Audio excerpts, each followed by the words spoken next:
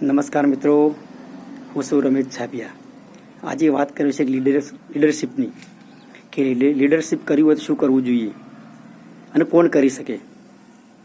સમાજના આગેવાન હોય તો શું કરવું પડે?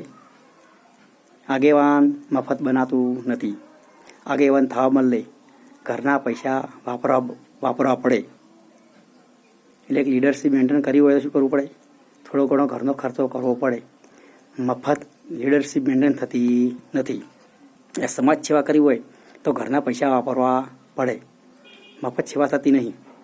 એટલે જે લીડરશિપ મેન્ટેન કરતા હોય કે સમાજ સેવા કરતા હોય અને આપણે કરવાનું મન થાય તો પહેલાં તમારો સાઈડ બિઝનેસ હોવો જોઈએ. થોડી ઘરની આવક હોય, મતલબ કે તમે 2-4 દિવસ યા 15 દિવસ બગાડો પણ તમને ફરક ના પડે એવી તમારી ઘરની એક આવક હોવી જોઈએ.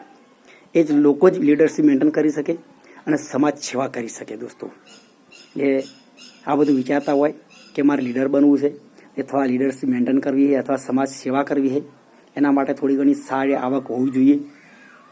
તમે કશું જ ના કરો પણ તમારી ઇન્કમ ચાલુ રહે તો જ તમે આગળ વધી શકો છો.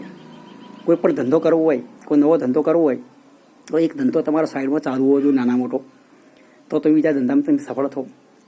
એટલે થોડી ઘણી આવક હંમેશા ચાલુ રાખવી પડે તો તમે સમય બગાડી શકો છો. જય માતાજી.